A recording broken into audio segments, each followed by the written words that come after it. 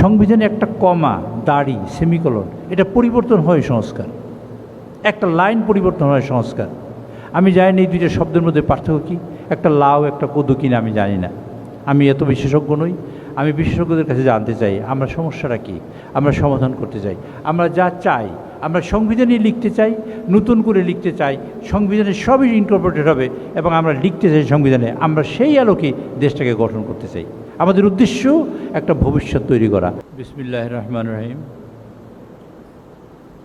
জুলাই অভ্যুত্থান দিবস 2026 উপলক্ষে বাংলাদেশ জাতীয় সংসদ সচিবালয় কর্তৃক আয়োজিত রচনা ও চিত্রাঙ্কন প্রতিযোগিতার পুরস্কার বিতরণী এবং আলোচনা অনুষ্ঠানে মাননীয় প্রধান অতিথি গণপ্রজাতন্ত্রী বাংলাদেশ সরকারের মহামান্য রাষ্ট্রপতি জনাব হাফিজউদ্দিন আহমেদ বীর বিক্রম, অনুষ্ঠানের সভাপতি বাংলাদেশ জাতীয় সংসদের ভারপ্রাপ্ত স্পিকার জনাব ব্যারিস্টার কাশের কামাল এমপি, মাননীয় বিরোধী নেতা জনাব শফিউর রহমান এমপি, জনাব আমাদের মাননীয় স্বরাষ্ট্রমন্ত্রী জনাব সালাউদ্দিন আহমেদ, মাননীয় বিরোধী চিফ হুইপ জনাব মোহাম্মদ নাহিদ ইসলাম এমপি, মন্ত্রিসভার সদস্যবৃন্দ, মাননীয় হুইপবৃন্দ, জাতীয় সংসদের সদস্যবৃন্দ, অভিভাবকবৃন্দ এবং ছোট ছোট কিশোরীরা যারা আজকে চিত্রাঙ্কন প্রতিযোগিতায় অংশগ্রহণ করছে তাদের সকলকে আমি আন্তরিক অভিনন্দন এবং শুভেচ্ছা জানাচ্ছি। আজকে আমি গভীর শ্রদ্ধার সাথে স্মরণ করছি জুলাই অভ্যুত্থানে যারা শাহাদাত বরণ করেছেন তাদেরকে, এবং সমবেদনা জ্ঞাপন করছি তাদের প্রতি যারা আহত হয়েছেন এবং এখনও হসপিটালে চিকিৎসাধীন অবস্থায় আছেন। শ্রদ্ধাভরে স্মরণ করছি স্বাধীনতার মহান ঘোষক শহীদ রাষ্ট্রপতি জিয়াউর রহমানকে, যিনি স্বাধীনতার ঘোষণা দিয়ে রণাঙ্গনে লড়াই করে এই বাংলাদেশকে স্বাধীন করেছিলেন। শ্রদ্ধাভরে স্মরণ করছি আপসহীন দেশনেত্রী বেগম খালেদা জিয়া, মহান মুক্তিযুদ্ধে যিনি বাংলাদেশের প্রথম মহিলা মুক্তিযোদ্ধা, তাকে স্মরণ করছি আজকের এই দিনে। প্রিয় সুধীবৃন্দ, জুলাই যুদ্ধের ব্যাপারে আজকে দ্বিতীয় বর্ষিকী আমরা পালন করছি। এখানে জুলাই একটি অভ্যুত্থান, গণ অভ্যুত্থান হয়েছে। সকল শ্রেণী পেশার মানুষ একত্রিত হয়েছে, ঐক্যবদ্ধ হয়েছে। আমাদের নেতা প্রধানমন্ত্রী জনাব তারেক রহমান বলেন যে এই জুলাইয়ে সবচেয়ে বেশি অবদান যাদের, তারা হলো এই দেশের জনগণ। এই দেশের জনগণের ঐক্যবদ্ধ এবং সম্মিলিত প্রচেষ্টায় জুলাই অভ্যুত্থান সম্পন্ন হয়েছে এবং আমরা আমাদের স্বাধীনতাকে প্রোটেক্টেড করতে পেরেছি, আমাদের গণতন্ত্রকে আমরা পুনরুজ্জীবিত করার সুযোগ পেয়েছি।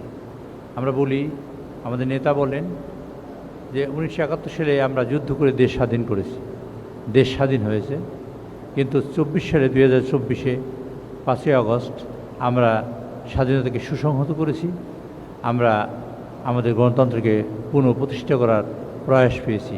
তখন আমরা জুলাই যুদ্ধ করেছিলাম ঐক্যবদ্ধভাবে একটি উদ্দেশ্য নিয়ে, তাহলে একটা ফ্যাসিবাদ মাফিয়াদের বিদায়। কেন মাফিয়াদের বিদায় করব? এই দেশ থেকে 30 লক্ষ কোটি টাকা পাচার করেছে। এই দেশে গণমানুষের কথা বলার অধিকার ছিল না। এই দেশের সকল সম্পদে তাদের কক্ষিগত করেছিল। এই দেশের সকল মানুষের বাক স্বাধীনতা ধ্বংস করেছিল। এই দেশের মানুষের সকল মৌলিক অধিকার ধ্বংস করেছিল। হিটলারের একটা বিখ্যাত উক্তি আপনাদের বলতে চাই। হিটলার বলেছিল এক সময়, মানুষকে এমন একটা পর্যায়ে নিয়ে রাখো, তিনি বেঁচে আছেন সেটাই যেন তিনি মনে করেন তার জীবনের শ্রেষ্ঠ পাওয়া। আমরা সেরকম একটা জায়গায় গিয়ে পৌঁছেছিলাম। মানুষ স্বাভাবিকভাবে ফোনে কথা বলতে পারত না, মানুষের চলাফেরার স্বাধীনতা ছিল না, গুম হয়েছিল এই দেশে মানুষ, খুন হয়েছিল এই দেশের মানুষ, আয়নাঘরে গিয়েছিল এই দেশের মানুষ, জেল জুলুম নির্যাতনের কোনো সীমা ছিল না, বাড়িতে ঘুমাতে পারত না। 17টি বছর ধরে বিএনপি রাস্তায় আন্দোলন করেছে। আন্দোলন করার ফসল হিসেবে একটা পর্যায়ে সমগ্র মানুষ ঐক্যবদ্ধ হয়েছে এবং আমরা ফুঁসে উঠেছি। সমগ্র মানুষ ঐক্যবদ্ধ হওয়ার ফলশ্রুতিতে মাফিয়া সরকারের বিদায় হয়েছে। সেখানে আমাদের সশস্ত্র বাহিনীর ভূমিকাও অত্যন্ত প্রবল ছিল এবং শক্তিশালী ভূমিকা তারা পালন করেছে। আজকে 2 বছর যেতে না যেতেই আমরা পার্লামেন্টে, গত 5 মাস হয় পার্লামেন্টের বয়স, আমরা পার্লামেন্টে 2টা সেশন পার করেছি। প্রথম সেশন রাষ্ট্রপতির ভাষণ, দ্বিতীয় সেশন ছিল আমাদের বাজেট সেশন। 2টা ভালো সেশন আমরা পার করেছি ঐক্যবদ্ধভাবে, সম্মিলিত প্রয়াসের ভিত্তিতে। প্রিয় সুধীবৃন্দ, যা না বললেই নয়, আমরা সবাই ঐক্যবদ্ধ হয়েছি পার্লামেন্টে যে মাননীয় কোনো সংসদ সদস্য সরকারি ট্যাক্স ফ্রি কোনো গাড়ি গ্রহণ করবেন না। আমরা মাননীয় সকল সদস্যবৃন্দ ঐক্যবদ্ধ হয়েছি যে সরকারের কোনো প্লট কোনো এমপি মহোদয় নেবেন না। আমরা ঐক্যবদ্ধ হয়েছিলাম সংসদে যে এই গ্যাসের তেলের দাম এবং পেট্রোলের লাইন পেট্রোল পাম্পে অনেক বড় হয়ে গেছে। আমরা ঐক্যবদ্ধভাবে তার প্রয়াস একত্রিত হয়ে সমস্যার সমাধানের চেষ্টা করেছি এবং সেটার সমাধান হয়েছে। আমরা বিশ্বাস করেছি এই দুটা সেশনে যে আমরা সবাই ঐক্যবদ্ধ থাকলে এই দেশের সমস্যার সমাধান করা সম্ভব, এবং যে কারণে বিরোধী দলের নেতা তিনি বারবার বলেছেন এদেশে গণতন্ত্রের মুখ খুব বেশি সময় পায় না, সুযোগ পায় না। আমরা প্রতিষ্ঠিত প্রকৃত অর্থে আমরা গণতন্ত্র প্রতিষ্ঠা করব এবং একটা ঐক্যবদ্ধ জায়গা হবে। আমরা সকল সমস্যাকে নিয়ে আসবো পার্লামেন্টে, আমরা সমাধান করবো সেখানে পার্লামেন্টে, এবং সমাধানের কেন্দ্রবিন্দু হবে পার্লামেন্ট। তার জন্য আমরা গণতন্ত্র প্রতিষ্ঠা করতে চাই, এই পার্লামেন্ট দিয়ে তার যাত্রা শুরু হবে। আমি অত্যন্ত দ্ব্যর্থহীনভাবে বলছি, আমরা অত্যন্ত একটা টার্বুলেন্ট টাইম পার করেছি। আমরা যখন সরকারে বসি তখন মিডল ইস্ট ক্রাইসিস, একটা যুদ্ধ, সেই যুদ্ধে তেলের দাম বেড়ে গেছে, এবং আমরা কোনো একটা বক্তৃতা, আমি মাননীয় বিরোধী দলীয় নেতার একটা বক্তৃতা বলি, এইটা বিএনপির সৃষ্টি করা ক্রাইসিস নয়। এই লাইনটা তিনি পার্লামেন্টে বলেছিলেন যে তেলের ক্রাইসিসটা আমরা সৃষ্টি করিনি। এই যে করি নাই, এবং এই যে উনি সংবেদনশীল মন দিয়ে বিষয়টা বুঝতে পেরে সমস্যার সমাধানের জন্য এগিয়ে এসছেন, আমরা মনে করি আগামী পথ আমরা সেভাবেই চলতে চাই। আমরা বাইরে অনেক কথা বলি, এই 2 বছরের মধ্যে আমরা বাইরে এই কথা বলার কথা ছিল না, আমরা এই কথা বাইরে বলবো না, বলার কথা ছিল না।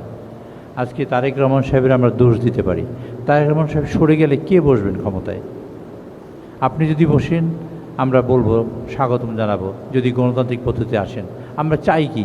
আমরা একটা স্মুথ ট্রানজিশন চাই, আমরা গণতন্ত্রকে প্রতিষ্ঠানিক রূপ দিতে চাই, আমরা গণতান্ত্রিক ভিত্তিটাকে শক্তিশালী করতে চাই। আমাদের টার্গেট কি? আমাদের স্বাধীনতাকে প্রোটেক্টেড করা, সার্বভৌমত্বকে প্রোটেক্টেড করা। আমরা কি আমাদের এই ফাঁসির মঞ্চের ফসল, আমরা জেল জুলুমের ফসল, গুমের ফসল, আয়নাঘরের ফসল? আমরা যারা গুম হয়েছে এবং মৃত্যুর শিকার হয়েছে, যারা একজন নাগরিককে দেখেছি 1310 জন মানুষকে হত্যা করেছে, এই হত্যা তারা হয়েছে এই দেশে, এবং জুলাই আন্দোলনে যারা শহীদ হয়েছেন সেই সকল শহীদদের ফসল আমরা কি অন্য কাউর ঘরে তুলে দিতে পারি? আমরা কি তা দেব? আমরা যদি ন্যায় দিতে চাই, তবে আমাদের নিজেদের জ্ঞান বুদ্ধি দিয়ে, আমাদের মননশীলতা দিয়ে, আমাদের অভিজ্ঞতা দিয়ে আমাদের সিদ্ধান্ত নিতে হবে আমরা করব কি। আমরা সকল কথাই পার্লামেন্টে বলবো, সে প্রত্যাশা করি। আবেদন জানাতে চাই আপনাদের সকলের কাছে, বিশেষ করে আমাদের মাননীয় সংসদ সদস্যবৃন্দ, যারা সরকারি দল এবং বিরোধী দল, যারা যেখানে আছেন, আমরা সমস্যাকে নিয়ে আসি পার্লামেন্টে, সমাধানও করব পার্লামেন্টে। এবং আমাদের যদি কোনো সমস্যা, যদি কোনো ক্রাইসিস তৈরি হয়, আমরা আলোচনা করব, আলোচনার দরজা আমাদের সবসময়ের জন্য খোলা থাকবে। আমরা জুলাই সনদ নিয়ে একটা সমস্যায় পড়েছি, জুলাই সনদ বা সংস্কার। আমরা বলেছি সংবিধান সংশোধন করব, কেউ বলেছেন সংস্কার করব। আমরা করব কি? অ্যাকচুয়ালি আমরা করব এইটা যেটা আমাদের দরকার, সেটাই আমাদের দরকার। কি আমাদের দরকার? ভারতের সংবিধান তারা লিখছেন 1950 সালে, 1950 সালে সংবিধান দিয়েছেন, আর 2026 সালে এই 76 বছর বয়সে 106 বার সংবিধান সংশোধন করেছে তারা তো নতুন করে সংবিধান লেখে নেয়। সংবিধানে একটা কমা, দাড়ি, সেমিকোলন, এটা পরিবর্তন হয় সংস্কার, একটা লাইন পরিবর্তন হয় সংস্কার। আমি জানি না এই দুইটা শব্দের মধ্যে পার্থক্য কী, একটা লাউ একটা কদু কিনা আমি জানি না, আমি এত বিশেষজ্ঞ নই। আমি বিশেষজ্ঞদের কাছে জানতে চাই আমরা সমস্যাটা কী, আমরা সমাধান করতে চাই।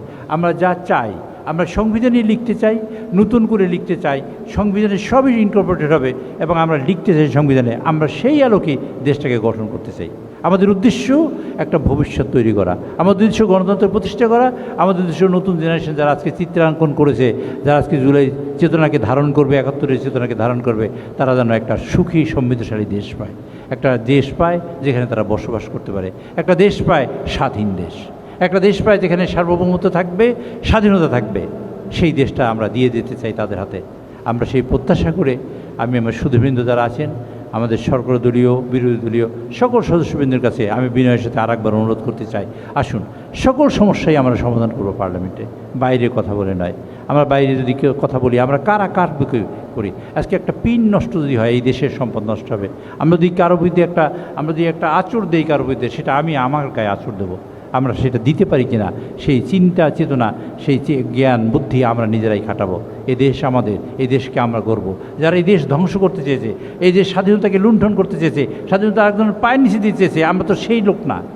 আমরা যদি ওই লোকই হই যে দেশটাকে বাঁচাতে চাই, আসুন আমরা একত্রিত হই। সে আহ্বান রেখে আমি আপনাদের সকলকে ধন্যবাদ দিয়ে আমার বক্তব্য শেষ করছি। আল্লাহ হাফেজ।